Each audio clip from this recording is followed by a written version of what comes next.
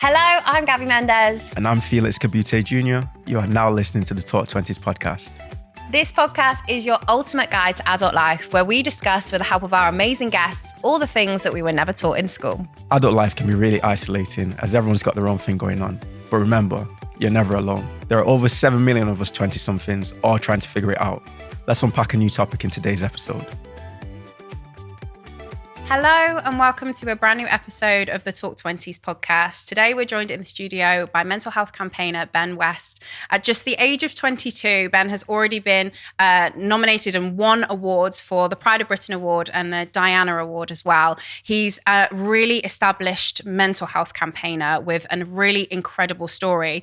But I have to warn you and give out a trigger warning for this episode that we are going to be talking about mental health and suicide in detail. And if that is going to be really hard for you to listen to right now, then please do go and tune into something else. And if you really need some support right now, we really recommend going to see your GP. Yes, so just on that topic, Ben's life was drastically changed when the sudden and unexpected loss of his brother, Sam, to suicide 4 years ago. So this pain has obviously helped Ben to really find his purpose. And since then, he's really plowed a lot of his energy and effort into really campaigning for mental health across the UK and also suicide prevention. And fundamentally, he wants to really change this, especially in the systems of schools and education. So Ben, my man, we're very looking forward to talking to you today. Thank you so much for having me on. It's amazing to have you here. And I think it's probably best to really start at the beginning of where your journey with mental health began, because it's a very pivotal moment in your story. And I think you're probably best placed to tell that to us. So if you wouldn't mind, give us a little introduction to you and how you came to be a mental health campaigner. Of course. So, I mean, growing up, mental health was not a word that I was familiar with. That was not something I knew anything about. Like I'm sure a lot of people, it wasn't something that my friend group or my family or my school really talked about. So for me, it was just this sort of thing that was in the background that occasionally came up. I think we had one assembly on it in school where some guy came in to talk about mental health and he was like, 70, and I was like, this just doesn't feel very relatable. And we also, I think I mentioned it. We also had another assembly the week after about like French pantomime, and I was like, well, there we go. That's the level of priority we're setting here. So it was not something I knew anything about. And then in September 2017, Sam, my younger brother, who was 15 at the time, was diagnosed with clinical depression. And I remember getting told and thinking, I don't know what that is. How can you get diagnosed with being sad? That doesn't make any sense. Mm-hmm. And then very, very unexpectedly in January 2018, he took his own life. And then it all hit. Like, this is what was happening. This is what mental health is. This is what he was going through. This is what depression is. This isn't just something that can be left in the dark and left in the mysterious, realm that doesn't get talked about in schools. This is something that's just killed my brother. Like, we need to talk about this. And so it was from that moment that I was just sort of like, right, let's help my friends have these conversations. Let's help my school have these conversations. And then, it's been 4 years since that's happened. And I've put all my energy into national change, legislative change. It's been 4 years. I'm in too deep to get out now. I'm sort of stuck in it. Yes, indeed. So obviously your thoughts around mental health has changed drastically in the past 4 years. Like, due to no fault of your own, just the misinformation, lack of information perhaps when you was younger. How would you say that has changed, especially over the past 4 years? Your thoughts and feelings around mental health? I guess mental health was always something that was on my radar. Like, it was always something that we knew about, psychological health. But I think I knew about it through TV and movies where, there was that stereotypical aggressive, violent person, or someone that's really sad and down, or, recluse from society. And that was the picture I had of mental health. And now I'm like, no, Sam was nothing like that. He was funny, he was sporty, he was sociable. I'm nothing like that. I'm funny, I'm sporty, I'm sociable. Like most of my friends that have stuff going on, funny, sociable, sporty, and it's like, sorry, where's the stereotype come from? And I think the biggest thing for me is like everyone talks about mental illness, and they talk about the 1 in 4 people. I'm like, that is such a misleading thing to say, because it's not the 1 in 4 that's struggling here, it's 4 in 4. Everyone struggles with their mental health. It's not something you can say you struggled with and you haven't struggled with. Every single person in the world has struggled with their mental health, because everyone goes through breakups and everyone goes through grief and everyone goes through patches where they feel low. Everyone gets the 4 p.m. slump at work. Like that is what we're talking about here, right? Yeah, it's struggling universal. with your mental health and your mental where you are mentally. And so for me, the biggest thing I've learned is it's there, right? It's always, it's not something in the movies. It's not some illness. It's our constant. People ask me all the time, what is mental health? I'm like, it's what makes you you. It's how you look at the world. It's absolutely everything. And so because it's so important, how are we looking after it? And it's taken me a lot, and it's taken me this awful experience to actually sit down and be like, what am I actually doing to work at that? So many people understand physical health, eat 5 a day. Go and eat this good stuff, fiber, don't eat white bread, eat brown bread, all this stuff, right? They go to the gym. How many people truly understand what they're doing every day for their mental health? I would say very, very few. And I think that's the biggest thing I've learned is there are so many things that we can do every day to really prioritize our mental health. And I've realized how important how important that is. Hi guys, Gaby here. Full transparency, this is an ad for our headline sponsor, Zopa Bank. Zopa are one of the UK's leading digital banks. Zopa are on a mission to get more people talking about money, because here in the UK, we just don't talk about it enough. It's one of those taboo subjects. And like today, where we're discussing with Ben a lot about mental health, Zopa are really keen for money to be one of those next topics on the agenda that we really start talking openly about. So they're asking us all to share our real money stories using the hashtag Let's Talk Money. So if you've got something to say about what money means to you or how it affects your life, either create a video or share a post using the hashtag Let's Talk Money. We'll be speaking to some of our guests about what money means to them and using the hashtag also. So get using the hashtag Let's Talk Money and join in the conversation and get your voice heard. And remember what I said at the start, this is an ad for our headline sponsor, Zopa. I think it's amazing because you've written this book, which is very aptly titled, This Book Could Save Your Life. And reading it, you know, you talk very openly and you talk about your experiences and what had led you to this point in a very kind of especially raw chapter, which, you know, is difficult to read. But also I think everyone should read that chapter because I think it's really vitally important. But there's some really key points in there where a lot of the conversation around mental health is about talking more and opening up. And I think one of the bits that really stood out to me was talking about suppressing your emotions. And in the book, you talk specifically about an analogy with a balloon. And I'd love for our listeners listening right now who are, you know, thinking about mental health in this kind of way, that it's a really nice analogy of knowing what happens when we actually don't talk about all these challenges that we're going through, breakups, grief, whatever. Right, okay. So here's the analogy. Also, can I just say it's really weird seeing the book there. I was just saying before we came on, I was like, live in the flesh. It's so really much work to write, and I was just like, it still feels weird that book beat me here today. Yeah. It just feels weird seeing it everywhere. It's amazing. Really. It's brilliant. Thank you. Yeah. But the balloon analogy. So we talk a lot about stress.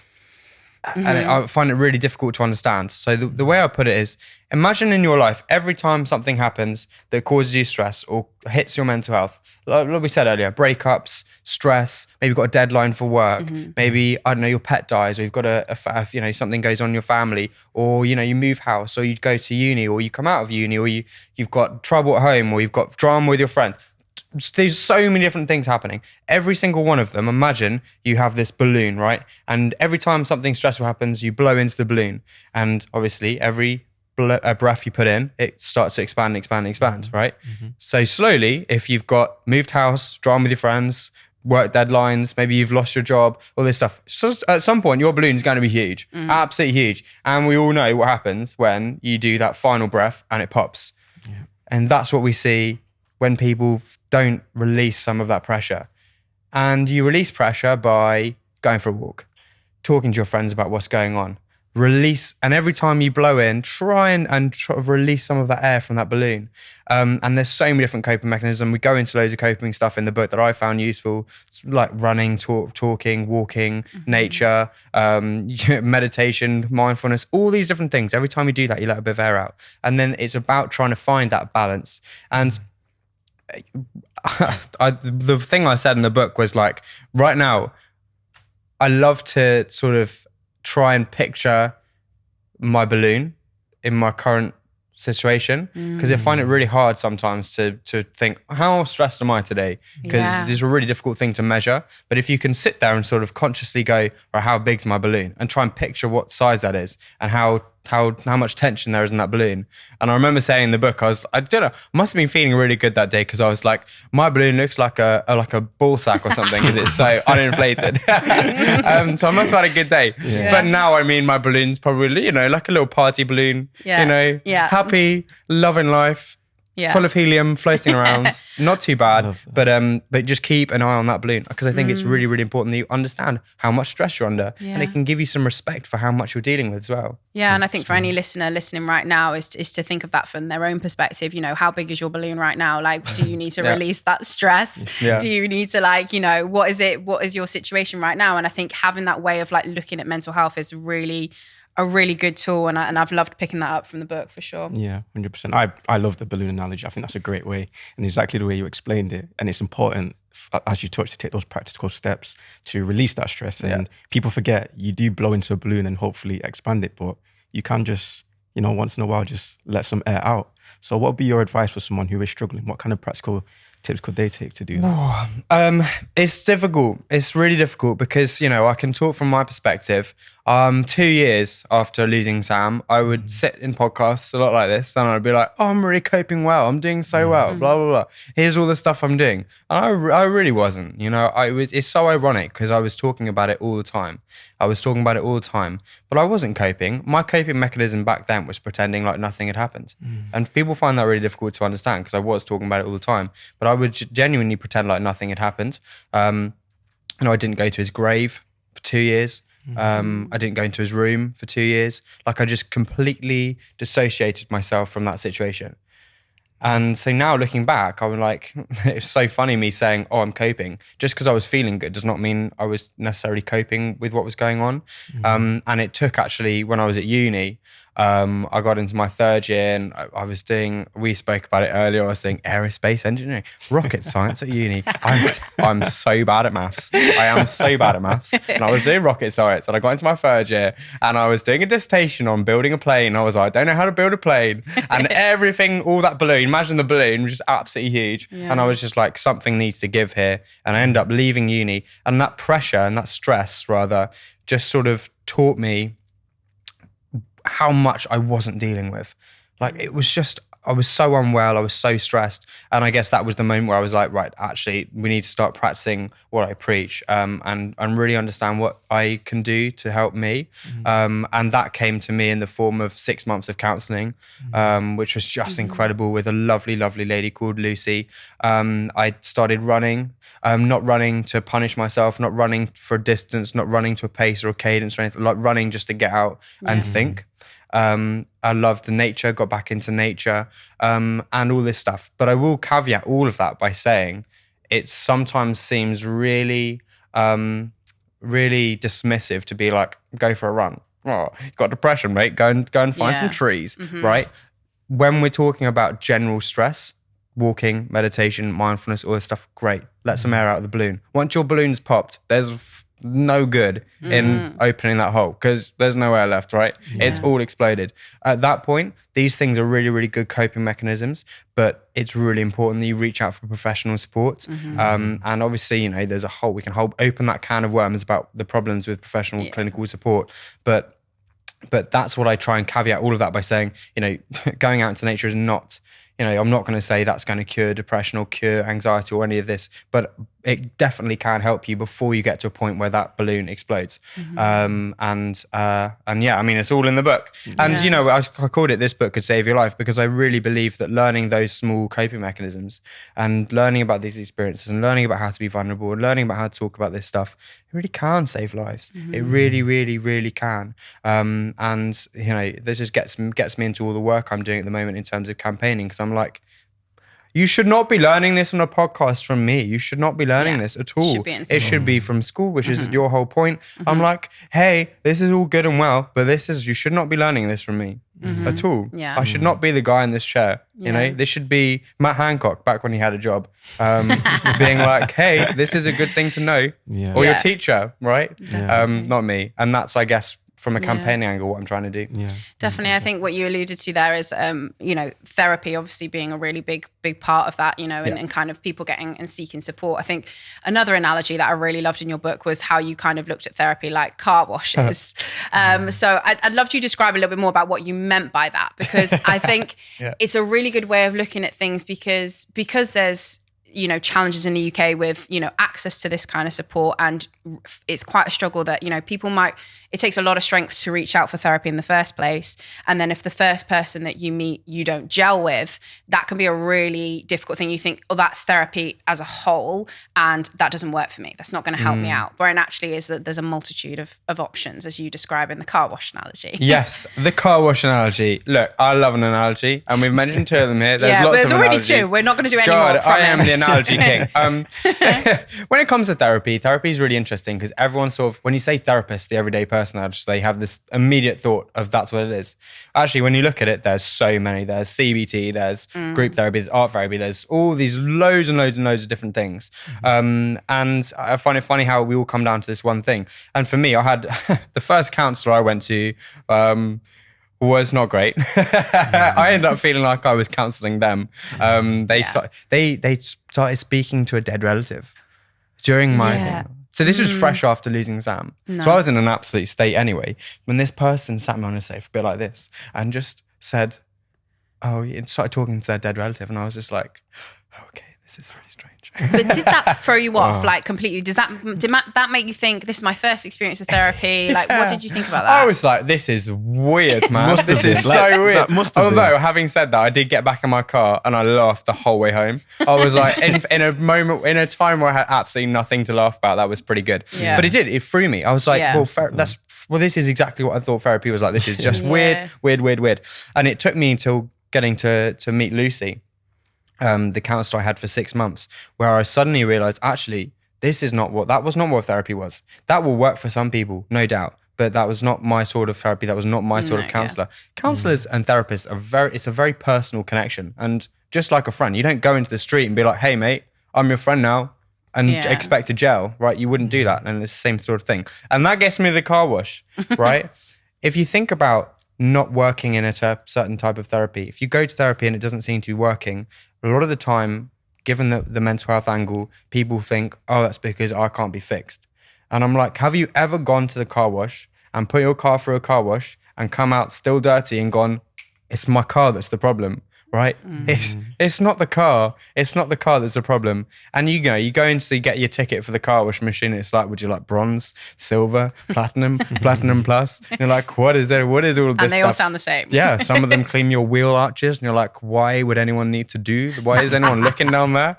And it's the same thing with therapy. There's so many different options. Just because the bronze wasn't the right one for you does not mean it's your car that's the problem. It doesn't mean your car is never going to be clean again, right? And it's about trying to understand that. You're not the problem here. There's just so many different options out there. And you just haven't tried the right one yet. And I think that's, what comes down to suicide is a very final answer to something that you don't know whether it can't be fixed. A lot of people in that position find it very, very hard to see out and go, there's options out there. There are options. There are dozens and so many options of things to try. And just because one fails and one doesn't make you feel better does not mean you're never going to feel happy again or you're going to feel suicidal for the rest of your life. That doesn't mean that at all. In the same way that if one car wash fails, it's just a bad car wash, it's not a bad car. That's true. I love that. I love that.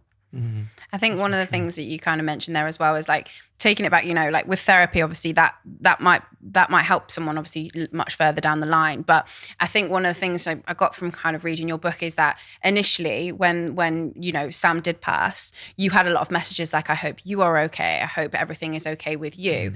And then after a while, these messages started to change as you became, more open about talking about your mental health to say, I'm not okay. Like, is there any way that you can, support me or point me in the right direction? Because I know, like, you've been through difficult things. Like, that's a really big burden to be placed on you to begin with. And, kudos to you for taking on that kind of role as, I want to make change and I want to make positive change to the world. But I think that's the kind of prime example of actually under the surface, everyone is struggling to some degree, and actually finding a way to like speak about it, whether that is, with a professional therapy or quite simply to a friend or to a family member.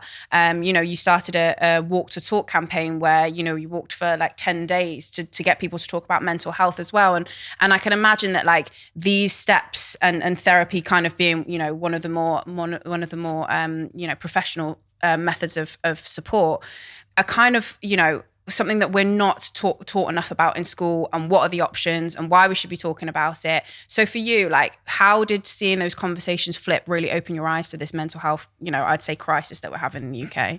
Yeah, it was a really interesting moment when those messages did flip. Like, it was maybe 3 weeks after Sam died. Like you said, all the messages were, "Are you okay? Yeah. What's going on? Let me know if you need anything. Blah blah blah. Always here for you." Absolutely lovely. And the school organised for us to do a memorial assembly. I was like, yeah, okay, brilliant, I'll do that. And they asked me to speak, and I wrote this script or this speech, and I just sort of was like, there's so much I wanted to say to Sam, and so much that I wanted to get off my chest. And this was after the funeral, and I spoke at the funeral, but I didn't really feel like that was the right place to do that. I very much wanted to focus, when I spoke at the funeral, I was very much like talking about my family and my mum and dad and all of that, rather than Sam. And so I guess I used this school thing as like my moment to talk to him and get everything I wanted to say out. And I was honestly, I don't know how I did it. I have no idea how I did it. I have no idea how I got through that speech, but I did. And I was really, really vulnerable. And that's the key word here, vulnerable. And so I left the church and I went back to school, and so many people were coming up to me and saying, "Oh, that was so good. Thank you so much for doing that." And then I went home, and my messages were just the mirror image of what was there the day before. Instead of, "Are you okay? Let me know if you need anything," it was, "I'm really not okay. I need your help. I need to talk to you." I had people talk about diagnosis of anorexia, eating disorders, anxiety, depression, just psychosis, all sorts of different things came into my messages from friends that I'd known a long time. And I was just like, lots of different feelings came up for me. Feelings of panic, knowing that my friends are in a similar situation to Sam. I remember seeing certain messages and being like, I'm not going to survive doing this again. And that was a real panic in terms of me, because I was like, if I lose a friend to this, I'm not surviving that. I can't do this again. And then, I saw friends in the same friend group going through the same thing, and neither of them knew. And I was just like, what a powerful thing would it be to get them to talk to each other about this? And obviously I can't tell them, but they could build that themselves. And so that's where Walk Talk came out of. And I was like, let's just get everyone on a walk, because I love a walk for talking. We talk about, how you get someone to open up. Maybe we should have walked on this podcast. We should. It would be difficult. We could airwalk, sort of pretend. But like, in fairness, we're in a sort of situation to this, because the why walking works is you're out in nature, it's calming, it's a distraction. I always say, like, if you want to get someone to talk, try and find a situation where you're not facing them. Like, if you're not in a position where you can go for a walk or a run or go for anything like that, go for a drive. Do you know the DMCs that happen in a car? Because you're not looking. You can't look. You're looking to make sure you don't crash, right? You can really have some deep conversations there. But so I loved walking, and so I was like, let's go for a walk and get people talking. And the response of Walk Talk was amazing. Not just in terms of the money we raised, but the conversations that happened were mega. And people made some massive, massive steps, which is so huge. And that comes down to vulnerability. I was vulnerable first, and then people felt safe being vulnerable to me. So I made an event which was centered around vulnerability, and suddenly everyone that came on was like, hell, vulnerability, baby. Here we go. Let's have a conversation. This is what's going on for me. And it was a ripple. And then they go into their lives and they're vulnerable, and then their friends and their family realize they're safe, and then they're vulnerable, and it goes out and out. And that's what my work comes down to. It's like, how do we create as many ripples as we possibly can? Because the ripples go and go and go, and they flow and flow and flow, and they'll never stop. So that's what it's about. Yeah. Vulnerability. Yeah. That's so amazing. That's so amazing. And it's actually a testament to how impactful your work actually is. But that's come about from you solving a problem, because why should of those friends you had in school think about everything in the head throughout the school day, go home and then message you? Why was there nothing in place in the schools to support them? It didn't feel as if there's anything, no one they could talk to in school, perhaps. Yeah, You know? right. Like I said before, it should not be me. None of this should be me, right? It should be the politicians. I shouldn't be the one telling, well, it's not Boris anymore, is it? Shouldn't have been the one telling Boris what to do, right? And it shouldn't have been me being the school counsellor. It was almost like Maeve and Otis in sex education, right? It became me. And I was like, hey, that's not my job. But, you know, I was all here for it. They're my friends. They're my people. Of course, I'm going to be there to listen to them. But it does point to a problem. Why was it me that was the safe person to go to? Yeah. Why was it not someone else? Why did they feel safe going to me and not their GP? Why did they feel like the framework wasn't available before suddenly you had grieving Ben? Oh, like he's going to be the one that I can go to, which I'm so glad they did. But I'm like, I look back, I'm like, hell, why was I that person? You know, there are people whose jobs should be finding someone to put in place to make me in an actual role in terms of schools. And like we come down to we back to the campaigning and the legislative change that I'm calling for in terms of, you know, we need better education in schools, but hell, we need better support first. And, you know, the government's just passed legislation requiring education on mental health in RSE lessons through all key stages, which I think is great, but you've skipped so many steps, mate. Right, you've skipped so many steps, because before we start educating about this, we have to sort the support out. You know, teachers, the stress, the mental health conditions and all the awful stuff that goes on in that profession. Like, how can we possibly expect them to stand up and teach these lessons like nothing's going on? It just seems ridiculous. Let's sort the support out for teachers. Let's sort the support out for young people. Let's sort the culture in school out. And then we start educating. Like, you talk to businesses as well in my job, and they're like, oh, let's get mental health first aiders and let's do all this and let's get this stuff. And you're like, just calm down. Before you do any of that, you need to work on the culture and the basics. And I'll say the same thing for schools. Before you start getting mental health first aiders and all this fancy stuff into your school, work on your culture. Where's it gone wrong to start with? You know, because if you have a bad school with mental health first aiders, you're just a bad school with mental health first aiders. If you really solve the culture problem within your school, and that comes from vulnerability from the top, then you suddenly become a mentally healthy school with mental health first aiders, and it all starts clicking into place. But you cannot. What's the phrase? It's a poo with glitter, right? I don't know what the phrase is, but it's I know rolled what it you in mean. glitter. It's still just a glittery poo, right? Exactly. Something like that. Exactly, right? And that's what we're doing with schools. Literally. It's just rolling it in glitter and being like, hey, look at us. Ofsted, we're so good. No, you're not. You're just covered in glitter. You stupid little school. I think it comes back to the whole reason of like why we do Talk 20s. And that is because, like, you know, school is mainly focused on people's academic outcomes. And I think there's a lot that is forgotten about, you know, making someone a whole person, you know, and that whole person is going to experience mental health challenges throughout their life. That person is going to experience, you know, having to manage their finances, having to, you know, navigate a new career, like, and also fitting in, you know, healthy social lives as well. Like, there is so much that school, like you say, just seems to skip over and just pick out these random parts that kind of glue it all together and go, that's a tick box exercise. And we probably wouldn't exist if that was different. And you would have much more, you know, support in your campaign work if that wasn't the case as well. So I think, we need to just like redo the whole education system. Who's the new education person I haven't seen? Well, whoever she is, let's have a conversation. You need to get on this sofa, right? Let's go. And invite me back if she does. I will do. Or he does, whoever it is. We'll have a conversation. But it's true. It needs to be them that's solving this. Yeah. You know, it's all good and well us sitting on this sofa talking about what needs to change in the schools. But it's like, there's people that are elected and paid a lot of money to do this, right? Why are they not doing it? And, you know, while we're in this position, and like you are with Talk 20s, I'm in a position where, you know, I'm going to try and put pressure on government. I'm going to introduce these ideas to them. That came in the form of my petition. Let's petition them. Let's put ideas forward. Because if they're not going to do it themselves, hell, there's a lot of people that depend on this change. So why don't we fill that gap? We shouldn't have to fill the gap, but it doesn't mean we're not going to. But yeah. On the sofa. On the sofa. On the sofa, mate. On the sofa. Let's Here's go. a formal invite. Ding, ding. Yeah, it's true. It's true. But yeah, it's like, exactly as you said. Like if you go to try to solve a problem at the root of the cause, it will prevent so many things later down the line. And I feel like a lot of the problems that stem from your education life soon transcend into the work life. You know, if you have mental health difficulties whilst you're going through school, they're not going to disappear now you're in your job. At the end of the day, you're going to have the same kind of issues and problems. So yeah. Why? What's the statistic? 75% of mental health conditions rise by the age of 18. Wow. You know, Yeah, it's a young person problem. Yeah. And I think the research budget for mental health, I think it's low, very, very low for young people's mental health. And you're like, hold on, 75%, whatever the figure is, probably 10%-ish.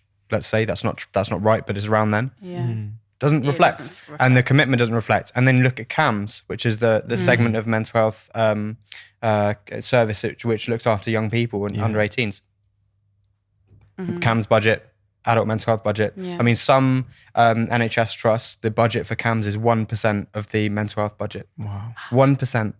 There are 600,000 referrals to CAMS every year in the UK. Oh my gosh. And they're in some NHS trusts it's 1% budget, and you're like, sorry, this is where the problem is. It's not a spend. It's not the fact that we don't have any budget available. You know, that's a lie. It's not. Yeah. It's about where we're actually spending it. And if you've got statistics like 75% of mental health problems come before the age of 18, why on earth are certain NHS trusts spending less than 1% on CAMS and young people's mental health service? Doesn't make sense, right? 100%. So everyone talks about waiting lists and the problem with schools and the problem with legislation, and there's no one really talking about solutions. And there are solutions out there. There are problems, and there are so many solutions to that. There are waiting lists, and there are reasons and ways we can get around that and stop those waiting lists from being longer and start reducing them. And here we are. You know, this is what I need to do, because the week after Sam died was the week we got an email from the NHS saying he had an appointment available with an NHS CAMS counsellor. A week after. And I think that sums it up so well, doesn't it? Yeah. Wow. It was a week too late. Wow. Right? But there are solutions here, and that's what we've got to push for. Yeah. So we have real potential here to create some real change. 100%. And like the book says, we can save lives. We really, really can save lives. I think that's all been definitely exposed and kind of highlighted during the pandemic as well. These issues. I know CAMS were extremely stretched during the pandemic. Absolutely. And even if they wanted to help, some people just didn't have the resources to do so, which unfortunately in some cases is it's devastating, you know, as well, because obviously with my page and my presence online and what I'm talking about, a lot of the time I get messages from parents. Oh God, it's really sad. Messages from parents that are so desperate. They're such a desperate situation. Their son, their daughter has self-harmed or is suicidal, and they're on a waiting list for CAMS, and they'll message me being like, it's happened again tonight. What do I do? What do I do? A&E's just discharged them. What do I do? Terrified they're going to open a door and find what I found that night. And I'm like, I don't know what to say. I don't know what to say. And it's the same in my job so I volunteer for an incredible crisis support charity called Shout, which, you know, you can text the word Shout to 85258 at any time, day or night, for free, for confidential support over text. Amazing service. The number of people that text in just don't know where to turn, because they're already doing as much as they can to get support, but they're still trying to end their life. They're still self-harming. What are you meant to say, you know? And these parents, like, it's not a nice message to receive, that like, to see that amount of love, just like the desperation, the terror of this person, just desperate to have help, but they're doing as much as they can. And that really ignites a fire in me to be like, that's not okay. It's really, really not okay. And it's not okay that these people, their stories aren't being told, because this is some really, really awful stuff. And it's not just happening to one or two people. It's happening to 600. The referral rate is 600,000 people a year. This is not a few people. This is almost just over 500,000 people a year, young people. And that's not to include adult mental health services. And that number is huge, so much bigger than 600,000. It's like, this is not a small thing. And why are there conversations in Westminster and Parliament and Downing Street? Why are they not taking more of a priority here? But hell, I'm gonna be beating that drum because it shouldn't be the way it is, but it is. Yeah. Beat that drum. I think it's also tricky. Obviously, we're going through, everyone is talking about the cost of living crisis at the moment. And so for a young person listening to this and kind of listening to, probably, really, it's amazing work that you're doing. But for them kind of feeling like, I don't know where to turn, that message that you got from a parent kind of feeling that kind of situation, and they're worried about their finances and finances is a big conversation at this moment in time. If it's really rooted in that and someone's worrying about the cost of living, what kind of piece of advice can you give to them that kind of will kind of support them through this difficult time? Because I feel like everyone is kind of feeling it right now. Oof, yeah, I know. It's terrifying, isn't it? Yeah. And you know what I find most terrifying about it is it's like a runaway train. It doesn't seem to, it just gets worse and worse and worse. And every time you switch on the news, it feels like it's getting worse and worse and worse. And the same with climate change. You get eco-anxiety and all of this, but it doesn't seem to be getting any better. So it's quite scary. That for me is quite scary that it's just getting worse and worse. I think the first thing I'd say is, and I think it's something we'll all three echo, is you're not alone, 100%. right, in feeling that. Yeah. Like all of us, in some way, there is a nugget in all of us that is terrified of what's going on, how we're going to cope. Yeah. I'm freelance. I have no idea how much I'll make per month. I've got absolutely no idea. Yeah. It's really scary. It's not a nice situation to be in for anyone. We're not alone. Take comfort in that actually, this isn't your problem and it's not something that you have to deal with on your own. And on the back of that, like, you can talk to people about it. It's a conversation I think a lot of people in your friend group and your family will understand, unlike certain issues in the world. So you have those conversations. If you're really anxious about this, have the conversation. Obviously, you guys, and there's loads of other resources online about, how you can prepare and how you can save money and all of this, which is great. But also, it goes back to what we're saying in the book, just the coping mechanisms. And again, with Shouts, what we try and do is get people to sort of identify what their coping mechanism is. So when you get a suicidal texter or someone in deep crisis, the very bread and butter, the basic of what we try and do is take them from that moment where they can't see through anything to a moment where they can identify, music calms me down, or going for a walk calms me down, or or painting might calm me down. Every single person should find out what that thing is before they get to crisis, is my belief. Again, ties back to school. You should work it out then. So what I'd say to people out there that are worried about the climate or the cost of living, find your coping mechanism. Really think about it. What can you do if you're having a really terrible day, or if at midday something happens, an event happens? What are you going to do that afternoon to calm yourself down? So many people have no idea. I think that's really, really important. And then start doing it more. Right? Just start doing that more. Hell, if it's painting, right? Imagine that's painting. Painting really calms you down. Don't wait to be in crisis to paint. Yeah. Okay? Do it often. Come back home. Don't go for a night out. Don't go to the pub. Come back and paint. And don't do it when you're in crisis. Do it when you're happy. And then start building those coping mechanisms in. And that's what I'd say. But I would go back to the first point. Everyone is in the same position. Everyone feels scared about this. Everyone's anxious about this. Everyone's angry about this. That's quite a normal reaction to it. There is no shame on you struggling with money either. I think there's a real, especially given the era we're in of the hustle era, it's no, you don't turn 20 and make millions. No one does that. Well, certain people do if they run into a lot of luck. Okay. Yeah. But it's not what people do. And so there is absolutely no shame on having problems with money. No shame at all. That's not a marker on you as a person at all. But you're not alone. And please do talk about it. Don't just sit there worried on your own. Everyone can relate to what you're saying. It's true. 100%. It's true. Really appreciate that open and honesty that you just shared there, Ben. And I think even as me, it's encouraging me to really think about my own kind of state of my mental health and everything. And I think just on the topic of money, I think personally as a man, that is something I can say in the past has worried me and has affected my mental health. And yeah, how do you kind of see that? And especially when it comes to male mental health, especially, that's a whole nother, thing.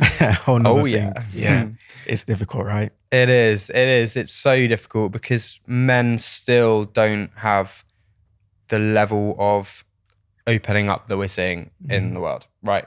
I think we are making a lot of progress. Yeah. Don't get me wrong. You know, I look at sort of the older generation and you still see, you know, I love going and doing like certain interviews you do that have a certain audience, and you go on Twitter afterwards and you see all the old men. They're like, oh, attacking me, blah, blah, blah. It was worse in my day. I lived through the war and all this. And you're like, okay, fine. Yeah, that's really bad. But have you really ever talked about that? You know, have you, like, that's a huge thing.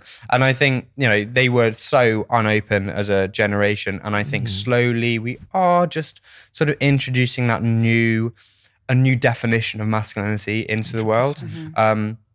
But it's difficult, isn't it? It is. It's so difficult because I think as men, there's still this expectation to be the provider, like caveman. Woof, let's go. It's not true. It's not true at all. I mean, look at the men around. Like, walk down the street and look at the diversity in terms of what masculinity is. If you walk down a street in a city and tell me that masculinity is one thing, no, it's not. It's not at all. Right. And in terms of male mental health, we absolutely need to target that straight on. 75% of suicides are men. Most of those suicides come without any contact with the mental health service at all. So there's clearly, you know, a problem with men opening up to begin with. What I'd say to people out there is, you don't have to feel like, no one wants to feel bad. This is the truth. You don't have to feel bad. You don't have to sit there and feel down. You don't have to feel sad. There are things out there that can help you. But the only way you're going to access those things, the only way you're going to feel better and not want to die or not want to give up, the only way you do that is talking to someone, going to see your GP, accessing Shout, the crisis text line. I think that's a fantastic first step actually for men. If you really don't want to talk to someone you know, talk to a stranger. But talking to someone is so important as a first step. And there is a pressure to be a certain type of man, but I think it's slowly fading, and we're starting to realize that actually, you know, that's just not helpful. It's not helpful to sit there and pretend like it's you know, not manly to open up. It's true. Hell, it's the strongest thing you can do. Like the fact you don't want to do it because it's scary means it takes strength to do, means you're strong if you do it, right? Be a man, open up, be brave. Like that is exactly what these people are pushing. Like opening up is horrifically scary and difficult. And that's why I think it takes so much strength to do. That's why people that can do it have my absolute utmost respect. That's manly in the traditional sense of what a man is, right? Isn't it? So there we go.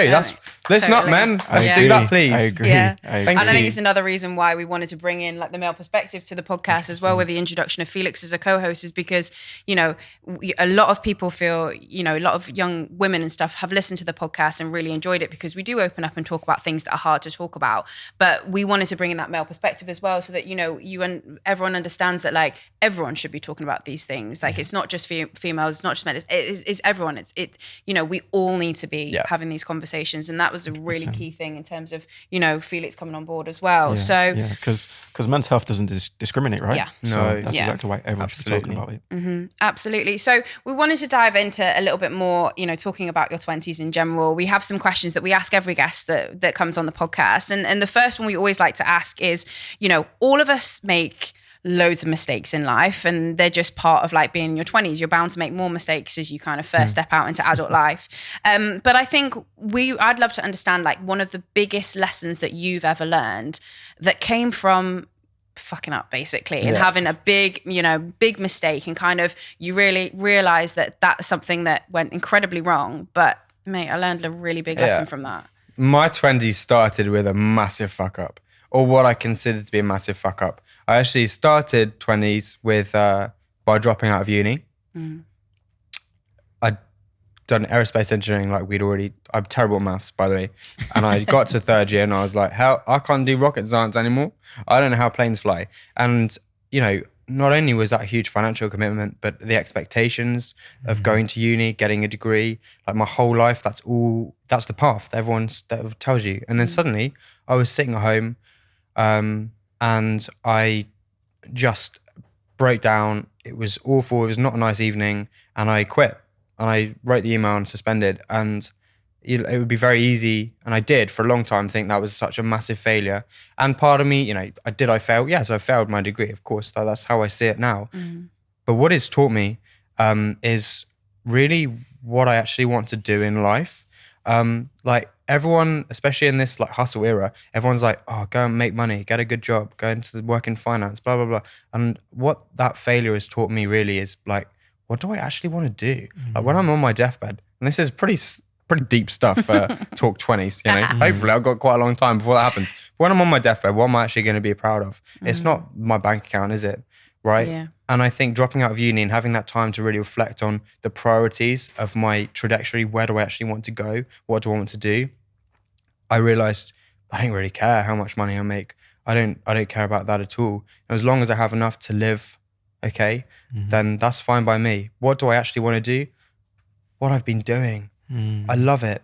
Go out, help, volunteer, you know, call for change, go and action things, really sit there with those people and show them how you can help them. And like, to me, there is no better feeling in the world than using my time to make someone else's time better.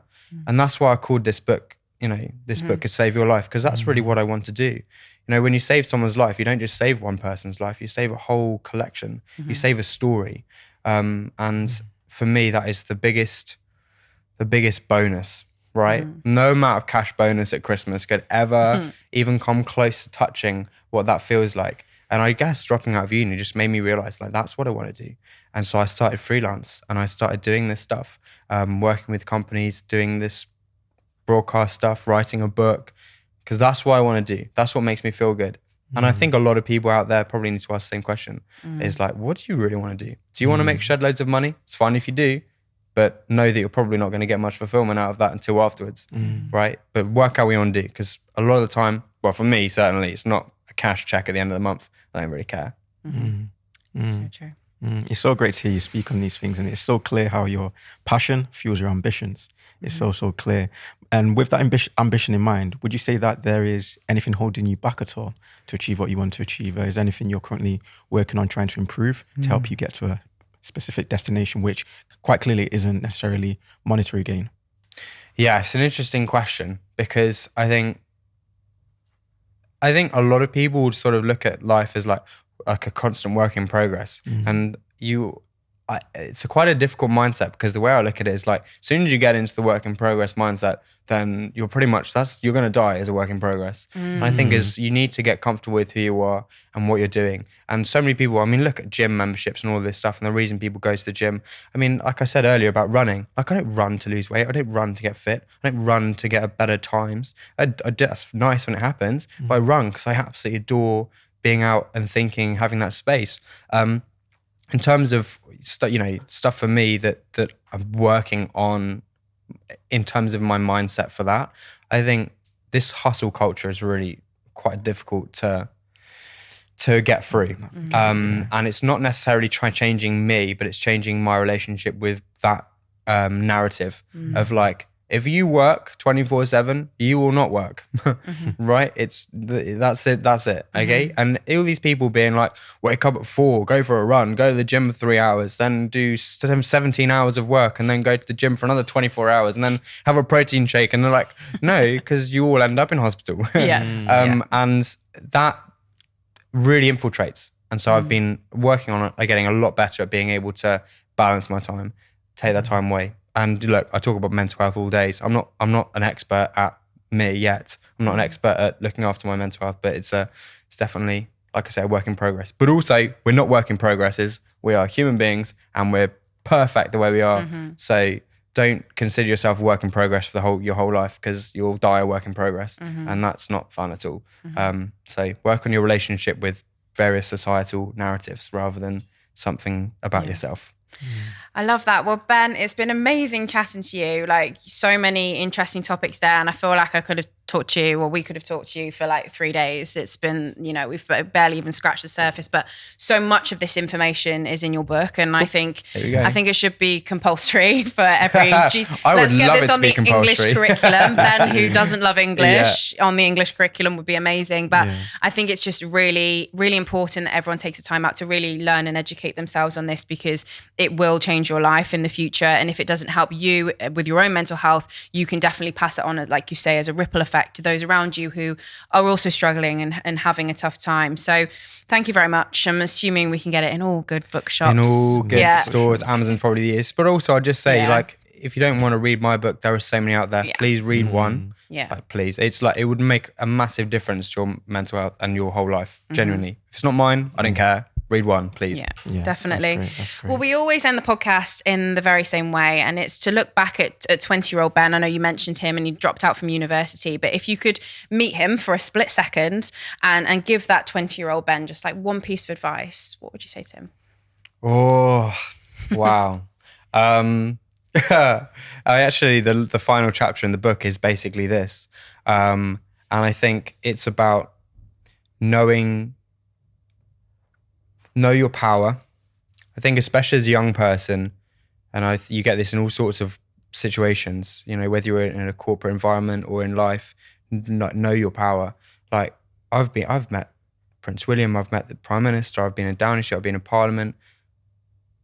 Through all of those things, I get such massive imposter syndrome of being like, who am I to be doing any of this?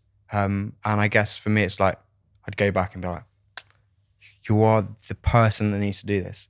And you hold so much power to do that. And the only thing holding you back from getting through those doors or getting into, you know, in a corporate environment, getting in and doing that pitch to someone, the only thing holding you back is what you're telling yourself.